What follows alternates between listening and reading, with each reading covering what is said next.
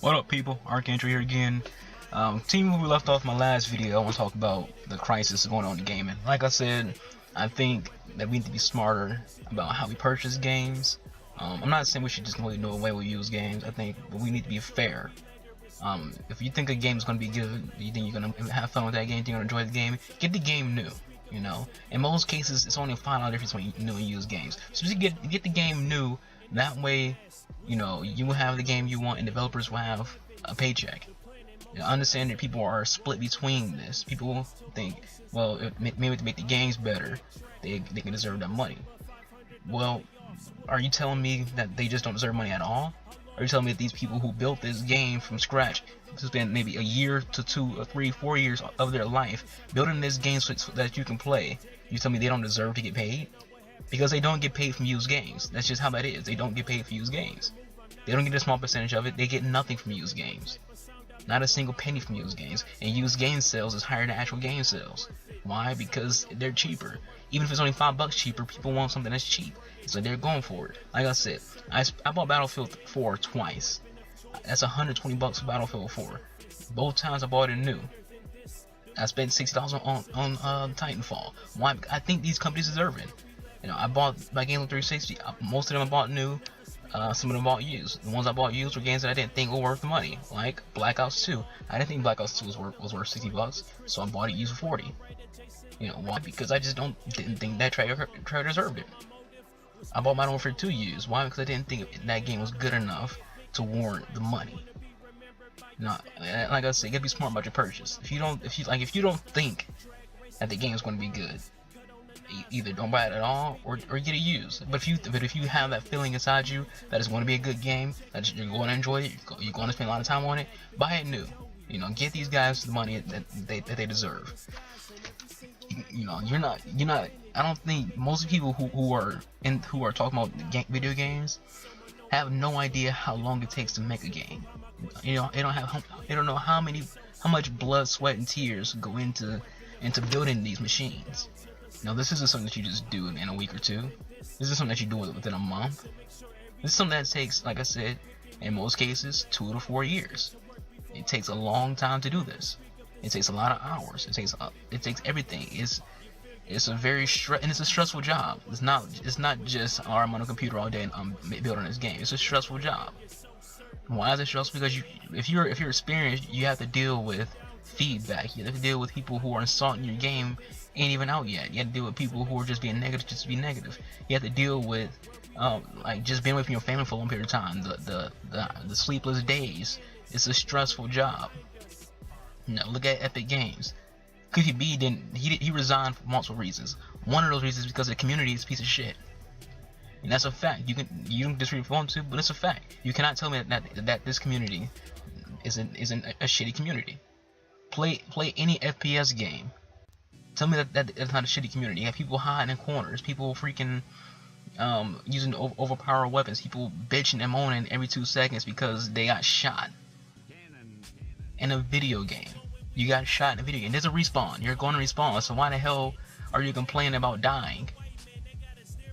You know. But these people who aren't good at these games, they're going to these developers and they're bitching, moaning, saying, "Oh, you gotta fix this. You gotta fix that."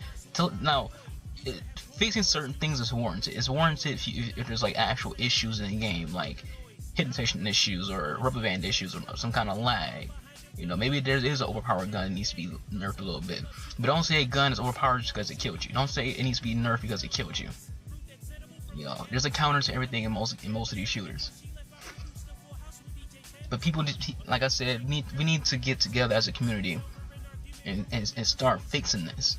And I'm not saying we're going to be very successful in it, because it's going to be a hard thing to do. You know, the more vocal gamers are the ones who are hurting the community. You know, I say in terms of numbers that it's pretty even down the line between respectful gamers and these little bitch and moaning gamers. And the ones who bitch and moan are the vocal ones. Those are the ones who are very vocal. Those are the ones who are going on every forum crying to these developers. These are the ones who are buying these used games. You know, they're the ones who don't give a shit about the gaming industry, and truthful. And meanwhile, the ones who aren't speaking are the ones who playing video games since the since Pac-Man, since Tetris, since the NES, since the Sega came out. These people aren't really saying much because, you know, they're just having fun playing the game. They might be oblivious to what's going on in the gaming industry. And we need to start helping these guys out. You know, you don't. I'm not saying you have to do it by giving them more money. You know, I'm not saying besides buying the game. I'm not saying make donations to them or anything like that. Just buy the game.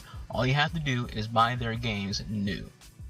Okay, and with that, let them know what you think of that game, both positive and negative. But if you're going to give them criticism, make sure it's good criticism. Don't throw any cuss words in it. Don't throw any insults in it.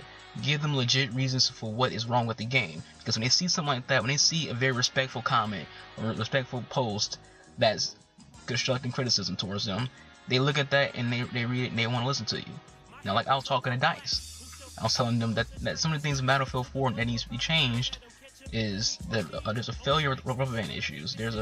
You gotta find some way to get people from camping on the top of rooftops that no one else can reach besides getting to a helicopter.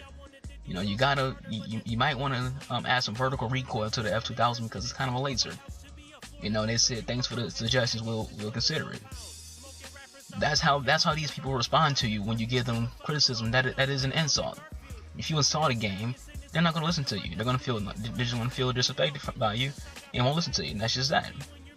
You know, and if you do want to give money to them besides buying games, there's Kickstarter. Go to Kickstarter and give some money to these indie games or these new companies who are trying to get into the industry. Give them some money. Angry Joe donates money to Kickstarter all the time. Adam Susser gets money to Kickstarter all the time. Why? They not just do that random. They look for things that interest them on Kickstarter. They look for things that they want to be interested in, they want to play, and they make donations to it. You know, there's ways and things to go about it. Like, you can just buy new games. You can go to Kickstarter. You can give them some comments. You can thank them for putting their time into making these games. You know, it's not that hard, guys. It's not that hard. But anyways, I'm done with that topic. You know, it's been 2.5 videos talking about it. Now let's get into Titanfall. Titanfall so far has been a bag of mixed chips for me. You know, it's like Chex Mix. You know, there's things in it that I like, there's things in it that I don't like. You know, just certain things. You know, it's a fun game, but sometimes it's irritating. You know, it's the typical shooter. You know, some nights you're having a ball. Some nights you can't stop playing it. And then there's a moment in the game where you're like, I'm done. Why? Maybe it's a camping. Because, like I put on Twitter, Call of Duty is known for its corner campers. Titanfall will be known for its rooftop campers, because that's what people do in Titanfall. They camp rooftops the entire time. You know, and like I said before, I told it to Gus and I told it to a lot of people who were in my parties at the times, that I don't care. I'm not telling you what you can and what you can't do, because this is your money. You spent the money, or your parents spent the money to get you that game, so you can do whatever you want. I'm just saying that you irritate other gamers who are trying to have fun. You come off as a little bitch when you sitting in corners and you camping rooftops and shit like that. You know, it's frustrating. You're making the game irritating to play because you wanna have this statistic for your friends to see to give them the illusion that you're good at the game. You know, do I think I'm good at Titanfall? Sure, why not? I have a 2.3 KD versus players and a 5.0 KD overall. That includes players and bots. You know, and this isn't about the skill of the game. If it's easy, it's easy. If it's not, it's not. Like I said before, every shooter to me is easy. But I don't sit in a corner to do it. I see campers die more often sitting in corners or rooftops than actually being involved in a fight. So where's the logic to, if I camp, I have a better chance of not dying? Because I don't see that logic. I just don't. And another issue with Titanfall is, once again, it's the same issue that a lot of shooters are having on PC, on Xbox One, and on 360. I didn't play the PS3, so I can't really dive into that. Ghost was kind of laggy in PS4, but again, this is mostly about PC and Xbox One. Titanfall has this hit detection issue. There's a lot of failure in the hit detection.